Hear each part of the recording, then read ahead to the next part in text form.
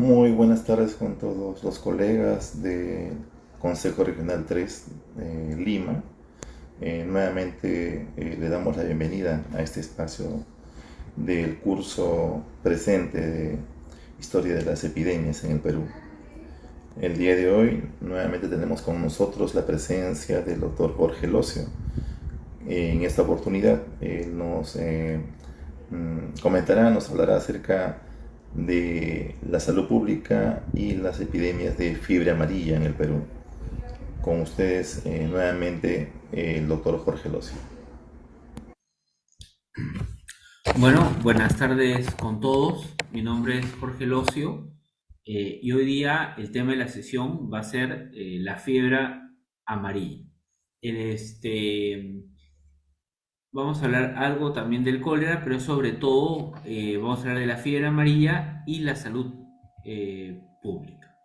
El, este, mm, Bueno, nos vamos a concentrar especialmente en el siglo XIX y primeras décadas del siglo XX. En el siglo XIX, porque es cuando se dan las principales epidemias de fiebre amarilla en Lima y otras ciudades del Perú, y primeras décadas del siglo XX, porque ahí es cuando se va a ver cómo el impacto de estas epidemias y la búsqueda de formas más modernas de confrontar este mal llevó, junto con otros factores, a una cierta institucionalización de la salud pública en el Perú y a un mayor esfuerzo por cooperación internacional en temas de salud.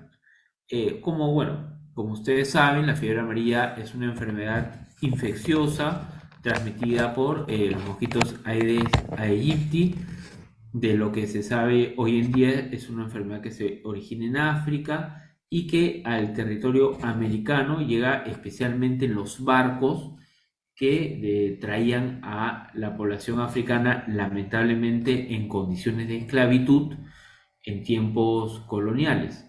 Hay que recordar que junto con los españoles llegaron al territorio americano muchas enfermedades para los cuales no había inmunidad entre la población local, por ejemplo la viruela o el sarampión. Y estas enfermedades y sus apariciones epidémicas ocasionaron un colapso demográfico en el territorio americano entre las poblaciones locales, lo que llevó a que la corona española busque de alguna manera paliar el efecto de ese impacto demográfico, porque había una actividad económica importante en la era colonial con población esclava, ¿no? Entonces en condiciones de esclavitud. Durante el siglo XIX, tal vez dos de las enfermedades más temidas eran la fiebre amarilla y el cólera. Como señalaba, esta es una enfermedad que ya existía en el África, que llega el mosquito en los contenedores de agua o alrededor de los contenedores de agua de los barcos que trasladaban a la población africana hacia las Américas, y es desde el siglo XVIII. O sea, hay referencias anteriores, pero desde el siglo XVIII ya se empiezan a hacer más frecuentes las noticias en las Américas de epidemias de fiebre amarilla. En México, en lo que es ahora México, en lo que es ahora Ecuador, en lo que es ahora el Caribe, empiezan a aparecer estas noticias de epidemias de fiebre amarilla. Como señalaba, una enfermedad temida, muy temida, también en el siglo XVIII, pero también en el siglo XIX. El Perú, ¿por qué en el siglo XIX también hay tanta atención hacia el tema de epidemias como fiebre amarilla o cólera?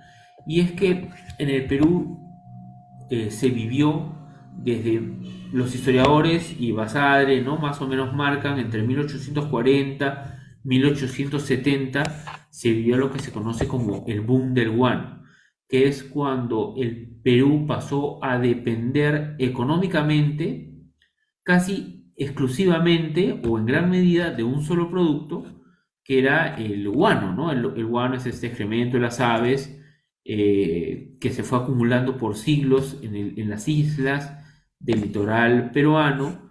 El guano se usó en tiempos prehispánicos como un fertilizante, era un fertilizante conocido en tiempos prehispánicos, en época colonial, como muchos conocimientos andinos prehispánicos fue ignorado. Había también esta idea que esos conocimientos tradicionales no se les daba mucha importancia, y en década de 1840 algunos científicos, por ejemplo Mariano Rivera Ustaris, entre comillas, redescubren el valor del guano, escriben artículos científicos eh,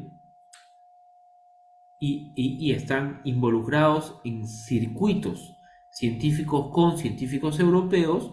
Entonces el conocimiento sobre el valor del guano como un muy importante fertilizante natural llega a Europa. ¿Qué estaba pasando en Europa? ¿Por qué les interesó tanto el tema del guano? Europa estaba atravesando por la revolución industrial y una migración masiva del campo a la ciudad en el siglo XIX, a diferencia de nosotros, por ejemplo, que esa migración masiva se da más en el siglo XX, tal vez, pero en Europa es en el siglo XIX que hay esta migración masiva del campo a las ciudades, sobre todo a las ciudades industriales. En Inglaterra, que es la cuna de la revolución industrial, estaríamos hablando de Liverpool, Manchester, Londres, Glasgow, ¿no? Edimburgo, que empiezan a recibir gran cantidad de población campesina para trabajar en estas fábricas. Inglaterra era entonces el centro del planeta, tenía colonias en casi todo el mundo y exportaban su producción industrial. Una de las consecuencias de ello es que había menos población campesina, había un crecimiento demográfico importante y se necesitaba incrementar la producción agrícola.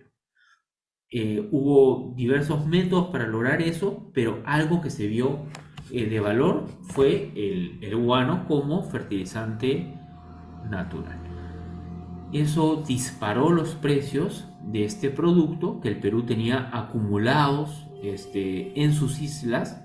Es decir, además para el Perú era un comercio muy conveniente, porque como señala el historiador Carlos Contreras, a diferencia, por ejemplo, de los minerales, ¿no?, que están ubicados sobre todo eh, como el cobre o la plata en zona andina, que hay que extraerlos con mucho trabajo, mucha tecnología y mover los minerales hacia la costa. En este caso, el guano se hallaba en islas, en pleno mar, y entonces era de mucho más fácil acceso para la exportación. Al Perú le empezó a entrar muchísimo dinero a causa de esta exportación del guano. Se ordenó relativamente, hubo un ordenamiento político interno, una suerte de calma social con todos estos recursos que ingresaban, relativo obviamente, y por eso se conoce este periodo como el del boom del guano. Otra consecuencia de esto es que empieza a haber mucho más comercio entre el puerto del Callao y otros puertos del litoral peruano con puertos vecinos y también puertos internacionales, europeos, norteamericanos, ¿no? Porque esto fue un comercio global. Entonces, mucho más también movimiento de personas y mercancías en esta mitad del siglo XIX para el caso peruano. Entre las varias epidemias que se produjeron en este contexto, la más importante, la más grande, fue la de 1868, al menos para Lima, conocida como la gran epidemia de fiebre amarilla. Esta epidemia ha sido estudiada por varios autores. Hay además acceso a fuentes de época, testimonios, diarios. Está por ejemplo, la prensa, que habló mucho de este tema, las actas de las juntas municipales, actas de médicos, etc. Vemos acá, por ejemplo, una nota de un diario, ¿no? Sobre cómo la capital estaba aterrada por el azote de la fiebre amarilla. Se estima hoy en día, Lima en ese momento tenía una población aproximada de 100.000 habitantes. Lima, por mucho de su historia republicana, mantuvo más o menos este número de habitantes de 100.000 y fue realmente en la década, desde tal vez la década de 1920, cuando la población de Lima empezó a multiplicarse hasta llegar, bueno, ahora ya estamos hablando casi de 9 millones de personas en Lima, ¿no? En esa época la población de Lima era más o menos de 100.000 y además a mediados del siglo XIX, cuando hablamos de Lima, hablamos de lo que hoy sería o hoy se conocería como el Cercado de Lima, es decir, zonas como Magdalena o San Isidro o Miraflores o San Borja, qué sé yo, eran, o Pueblo Libre, eran básicamente chacras. Lima, o sea, sus instituciones de gobierno, la actividad económica, etcétera, era lo que es hoy el Cercado de Lima. Bueno, de esa población de más o menos 100.000 habitantes, se estima, ¿no?, que más o menos 10.000 estuvieron contagiados de la enfermedad y que 4.000 fallecieron. Entonces estamos hablando de un porcentaje importante de la población que cayó enferma o que falleció. Ahora, el caso de la fiebre amarilla es interesante de análisis desde el lado histórico por diversas razones, pero una razón importante del interés que ha generado esta epidemia es el tema del racismo. Es decir, eso no es obviamente único a esta epidemia. Ha sido común que en contextos epidémicos eh, se visibilicen o se exasperen ideas raciales o que se busque culpar a ciertos grupos considerados, pensando en la mentalidad de la época, entre comillas, racialmente inferiores, de la aparición de epidemias. ¿Qué ocurrió en el caso de Lima? En el caso de Lima, en la gran epidemia de 1868, se culpó sobre todo a la población china, a los migrantes chinos. Hay que recordar que en el contexto del boom del guano y como una manera también de lograr pacificar el país y que haya una cierta paz social, hubo una serie de políticas. Uno de los hombres fuertes, digamos, de la época fue Ramón Castilla. Por ejemplo, se dio el fin de la esclavitud en el Perú.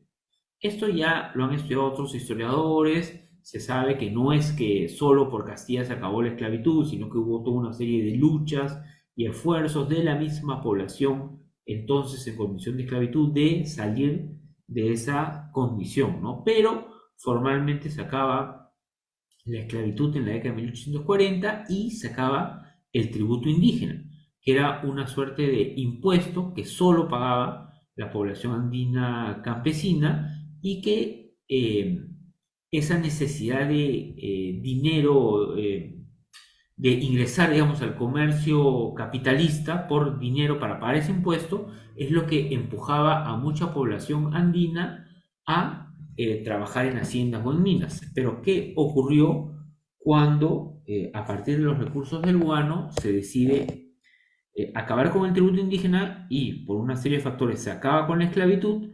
Es que los empresarios, los hacendados, los grandes comerciantes, eh, los grandes constructores le exigen a los gobernantes peruanos de esa época que necesitan mano de obra y que quieren una mano de obra barata. Hay algunos sectores que dicen hay que promover la inmigración europea, pero hay otros sectores que dicen es no, lo que necesitamos es mano de obra que no sea muy costosa, y entonces se piensa en la población china. Se hace una serie de convenios entre el Estado peruano y el gobierno chino, por lo cual llega una migración importante en el contexto del boom del guano.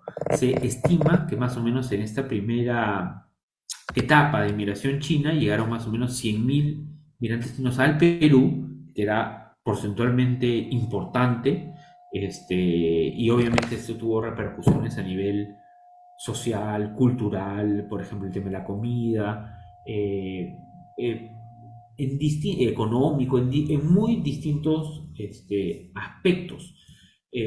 La población china que llega al Perú empieza a trabajar en las haciendas, empieza a trabajar en recolección del guano, trabaja en construcción de ferrocarril. Posteriormente, sobre todo después de la Guerra del Pacífico, hay una reconfiguración y muchos de estos migrantes se mudan a las ciudades, abren bodegas, abren lo que ahora conoceríamos como chifas, restaurantes, etcétera, etcétera, ¿no? Pero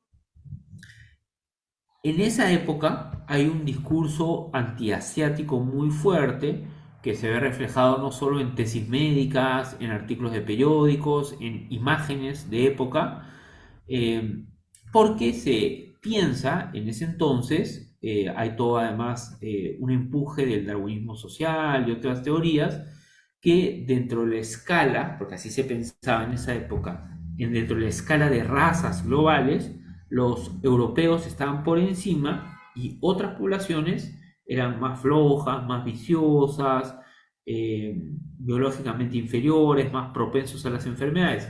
Y una de esas poblaciones era la población china. Entonces hubo mucha gente, incluyendo científicos y médicos en el Perú, que rechazaba o que rechazó la llegada de migración china, a diferencia de otros empresarios, sobre todo, que la apoyaban.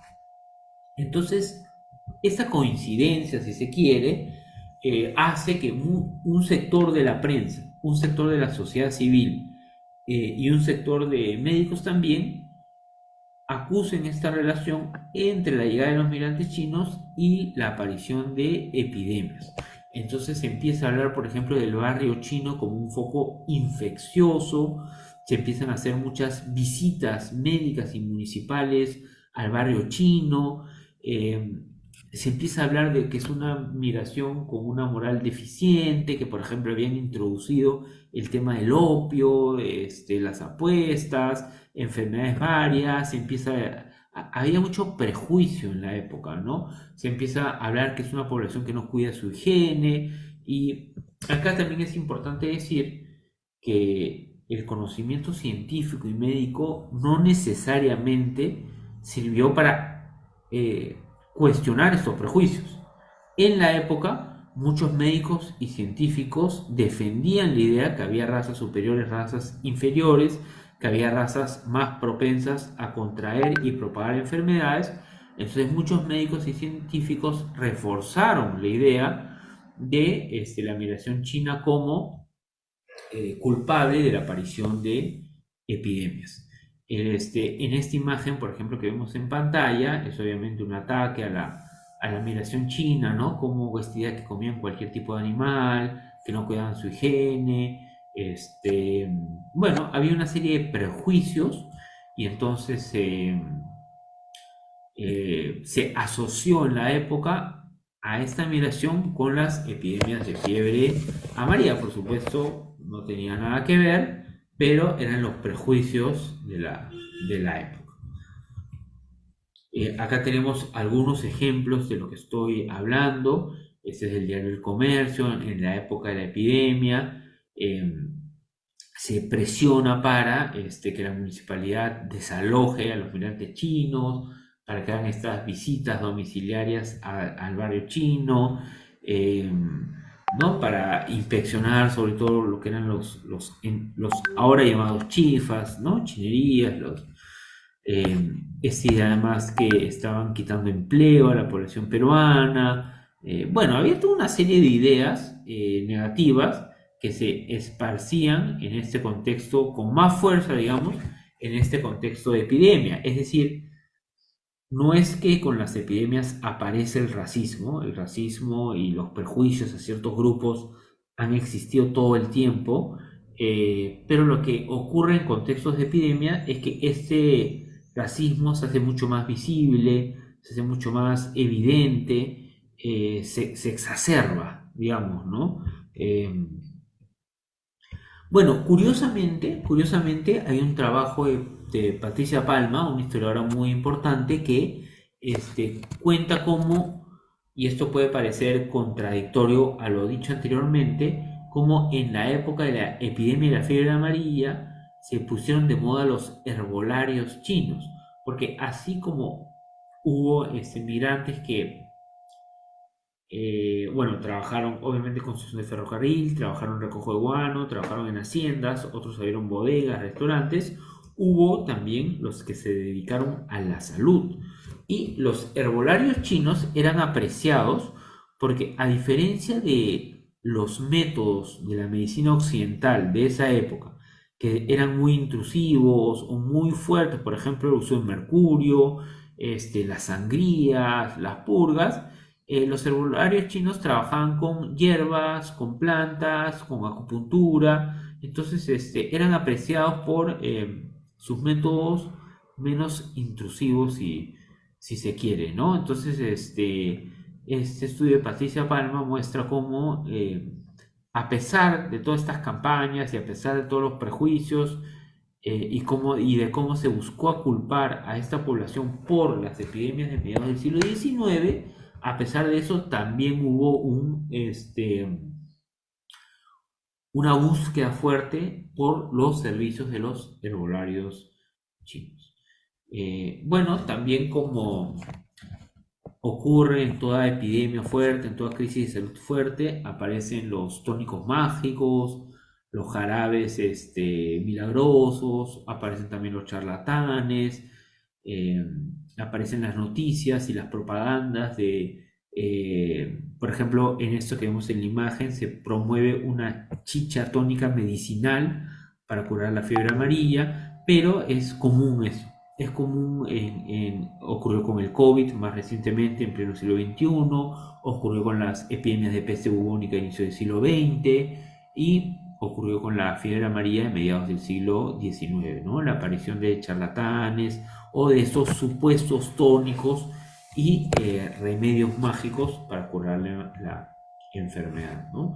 Acá, por ejemplo, hay una publicidad de un tónico del doctor George Caban, ¿no? Caban, y normalmente estas personas mostraban testimonios, ¿no? De cómo tal persona había sido curada por su tónico mágico y había la prueba de los testigos de que había funcionado.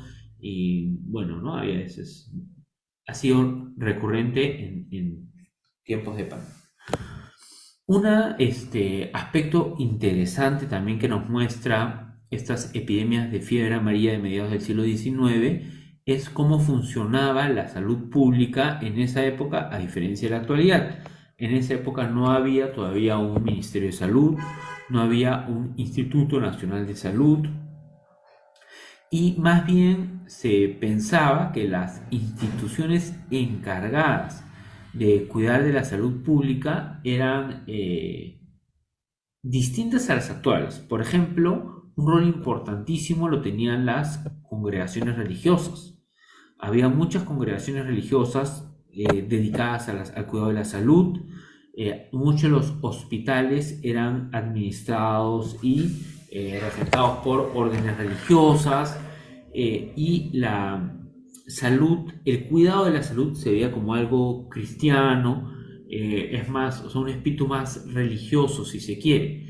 Otra institución muy importante para el cuidado de la salud en esa época era la Sociedad de Beneficencia Pública, por ejemplo, en el caso de Lima, la Sociedad de Beneficencia Pública de Lima, que agrupaba en su directorio a las personas más acaudaladas de la época. Entonces ahí también vemos un espíritu, si se quiere, lo que hoy se hablaría de un espíritu filantrópico, o en esa época de un espíritu caritativo. Entonces la salud pública no se entendía tanto como en la actualidad, como un deber del Estado y un derecho de la persona, sino que más bien se pensaba en términos de caridad, espiritualidad y religión. Vemos en la imagen, por ejemplo, a quien fue probablemente el personaje más destacado por la prensa y por la sociedad en la lucha contra la fiebre amarilla de 1868. Incluso uno de sus hijos falleció de la enfermedad, muchos de su familia se contagiaron, que fue Manuel Pardo.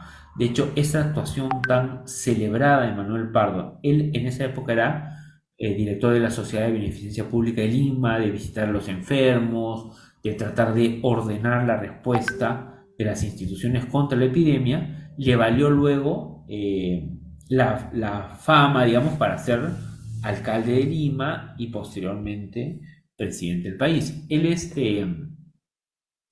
tuvo un rol muy activo, en la prensa se habla mucho de su participación en la lucha contra la epidemia. Ahora, ¿qué tipo de medidas se tomaba en esa época? Algunas las vamos a reconocer, aunque con otro significado. Por ejemplo, las cuarentenas. Cuando había epidemias, se recurría a cuarentenas, pero cuarentenas en el sentido tradicional, no tipo COVID de encerrarnos a todos dentro del país, sino, por ejemplo, los barcos que llegaban al puerto del Callao, por decir algo, de Guayaquil, la tripulación era puesta en cuarentena. Entonces se tenía que quedar unos días en el barco, luego se veía si mostraban síntomas o no de la enfermedad. Es decir, era una cuarentena más tradicional, si se quiere, en el sentido de lo que era la cuarentena. Eso tal vez ha cambiado con el COVID, porque ahora cuando escuchamos cuarentena probablemente nos imaginamos estar encerrados todos dentro del país en nuestras casas, ¿no? Estaban los lazaretos donde se aislaban los enfermos. O sea, una parte de las medidas fue procurar aislar o evitar el contacto entre personas con la enfermedad y personas sanas para que no se propague la enfermedad. Otra parte de las medidas, basada más en teorías miasmáticas, de estos efluvios venenosos que salían de las aguas estancadas o la acumulación de basuras que supuestamente trasladaban la enfermedad. Por ejemplo, eso llevó a que se dicten mejoras en los sistemas de recojo de basuras, tener un sistema de recojo de basuras más ordenado, más estandarizado, porque Lima también además tenía fama, o no tenía fama, supongo que eso era común en la época en varias ciudades. Están a veces los cuerpos de los animales muertos en las calles, están los gallinazos rondando toda la ciudad, están las basuras acumuladas. Se secaron pantanos, se secaban aguas estancadas, porque se pensaba que eso también era un factor de transmisión de la enfermedad. Entonces hubo una combinación de respuestas a la epidemia que mostraban como distintas teorías médicas detrás, ¿no? Todavía no estábamos en la época de la bacteriología ni en la era de la bacteriología, ¿no? Era más procurar evitar el contagio directo o, o evitar que los miasmas, que en esa época se hablaba de miasmas, se propaguen por la ciudad. Bueno, acá una imagen lamentable, ¿no? Del asesinato de Manuel Pardo, que agarró mucha fama a partir de su rol en la lucha contra la fiebre amarilla. Como decíamos, la aparición de estas epidemias y la fiebre amarilla también llamó la atención de las autoridades respecto a las condiciones de salud de la ciudad. Respecto al hecho, por ejemplo, acá vemos una imagen de Lima en el siglo XIX y supongo que les debe llamar la atención, claro, es el centro de Lima, ¿no? Están los balcones, las iglesias, la cantidad de animales, ¿no? En la ciudad, las acequias, ¿no? El agua se trasladaba por acequias que servían de desagües, pero también servían en alguna gente para recoger, tomar el agua. Estas acequias abiertas recorrían la ciudad. Esta presencia amplia de gallinazos también da cuenta de un problema de salud. En esa época se decía que los gallinazos eran los encargados de hacer la limpieza pública, ¿no? Irónicamente, por supuesto. No había un sistema de recojo de recojo de basuras tan sofisticado. Eso empieza a partir de estas epidemias, y un sistema de manejo de residuos tampoco. Entonces, a partir de estas epidemias, por ejemplo, se empieza a promover que las acequias se cubran, que las tuberías de agua que se rompían muy fácilmente y generaban añejos se empiecen a hacer de hierro, ya no de productos que se puedan romper fácilmente, de material que se pueda romper fácilmente. Que se procura que haya más limpieza en los mercados. Entonces empieza a haber una serie de políticas para conducentes a transformar las condiciones ambientales urbanas. Acá vemos, por ejemplo, también, ¿no? Otro dibujo de la Lima del siglo XIX, los gallinazos, las acequias abiertas, habían caballos, mulas pasando por la ciudad. O sea, era el centro de Lima, obviamente, y era una ciudad, pues, urbano-rural, si se quiere también, ¿no? En muchos aspectos. Bueno, lo que les decía, también es interesante ver cómo todavía coexistían ideas médicas que luego son reemplazadas por la bacteriología, por ejemplo, la idea de los miasmas, ¿no? Que las epidemias eran producto de un aire contaminado por la acumulación de basuras, un aire contaminado por los cuerpos en descomposición, por ejemplo, los animales que fallecían en las calles y ahí los dejaban, o las aguas estancadas, a veces en las acequias, o a veces se formaban como pequeños, digamos, pantanos, y que eso estaba transmitiendo enfermedades. Bueno, en el caso de la fiebre amarilla, un descubrimiento bien importante se da. Bueno, eso por supuesto son varias etapas, no es que aparece la idea e inmediatamente se acepta, eso no ocurre así, pero un avance para tener una mirada mucho más precisa de qué es lo que causa la enfermedad se dio en 1881, cuando el médico cubano Carlos Finlay advirtió en un Congreso Panamericano de Salud que era una enfermedad que se transmitía a través de un vector, que era el mosquito Aedes aegypti. Esta información no fue aceptada inmediatamente por todos los presentes, y eso también es común en la historia. Le pasó a Jon Snow con el cólera, le pasó a Jenner con la vacuna, le pasó a Ross en el caso de la malaria. Inicialmente hay un rechazo de que no, esto no es así, pero eventualmente su tesis fue validada. En el año 1900 se forma la comisión Reed, es una comisión norteamericana, para investigar cómo se transmite la fiebre amarilla y para investigar si era válida esta tesis del Aedes aegypti. La comisión validó lo que había propuesto Finlay, y con el descubrimiento o con la certeza de que había un vector que era el mosquito, y con la producción de tecnología capaz de acabar con ese vector, empezó toda una campaña de erradicación del mosquito en Cuba, que llevó a una reducción notable de las epidemias de fiebre amarilla en este país. Ahora, ¿por qué Estados Unidos se involucraría en Cuba, o por qué le importaría tanto luchar contra una enfermedad como la fiebre amarilla? Hay que recordar que, a diferencia de la actualidad, a inicios bueno, Cuba está obviamente muy cerca de Estados Unidos, entonces obviamente en general puede haber la preocupación de que las epidemias que estén en Cuba van a llegar a Estados Unidos por los barcos que van y vienen, por el comercio, por el movimiento migratorio. Pero además, a lo largo del siglo XIX y más en las primeras décadas del siglo XX, Estados Unidos empieza a construir una suerte, entre comillas, de imperio informal.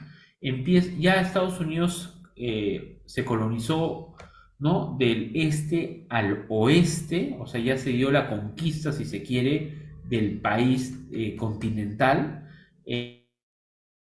hacia el sur, a costa de México, y luego viene una suerte de, no necesariamente una colonización tradicional, pero un control comercial, a veces militar, a veces político o político-económico, de países periféricos de Estados Unidos. Por ejemplo, Puerto Rico, Cuba, también Filipinas, Hawái, si se lo anexan. Entonces empieza este crecimiento fuera del continente de Estados Unidos, ¿no? Entonces Estados Unidos entiende que Cuba es como una suerte de parte de su esfera de influencia.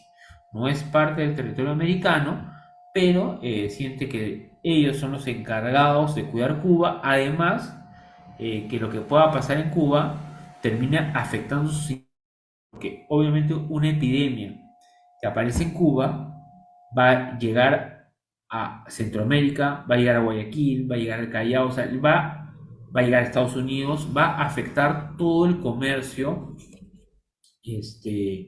regional. Entonces hay como esta necesidad de cuidar eso, ¿no? Esta es una caricatura de inicio del siglo XX donde hay esta suerte de ironía, o sea, ¿no? Esta burla, si se quiere, de Estados Unidos como el papá o el protector o el adulto frente a todos estos otros países de los cuales ha tomado un cierto control, cada quien con diferencias también, ¿no? Porque Hawái sí hay una anexión a Estados Unidos, Cuba no hay formalmente una anexión, pero Estados Unidos siente que es parte de su esfera de influencia, con Puerto Rico también es una situación medio ambigua, con Filipinas es más un control comercial político, entonces es Estados Unidos quien debe cuidar, supuestamente, según ellos, de la salud y la educación y proteger a esos territorios con los cuales tiene esta relación particular.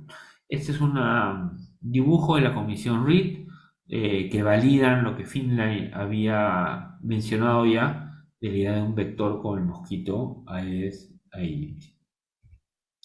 Y además hay que decir que en las primeras décadas, si se quiere, del siglo XX, hay esta expansión norteamericana económica, comercial y política por toda América Latina. A Perú también llegaron, por ejemplo, empresas como la Petroleum Company en Talara, como la Cerro Pasco Corporation, que controlaba mucho de la minería andina de la época.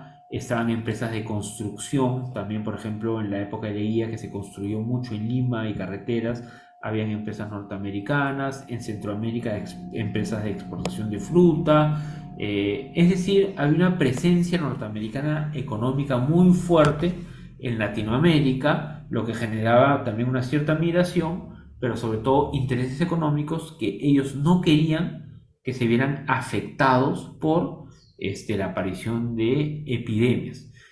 Por ejemplo, una cosa que Estados Unidos consideró importante fue la construcción del Canal de Panamá para un comercio interoceánico. Eso se produce en los primeros años del siglo XX y uno de los principales problemas que confronta la construcción del Canal de Panamá son las enfermedades, como la fiebre amarilla, como la malaria, y entonces hay la idea que invertir en la lucha de enfermedades en América Latina es también una forma de proteger sus intereses económicos, ¿no? Acá dice que el primer obstáculo a ser removido es la fiebre amarilla, ¿no? Como que es para poder continuar con la construcción del canal de Panamá, ¿no? Y acá no se ve muy claro, pero ahí está el tío Sam, que era la forma en que se representaba a Estados Unidos como país imperialista, ¿no? Señalando que hay que acabar con la fiebre amarilla porque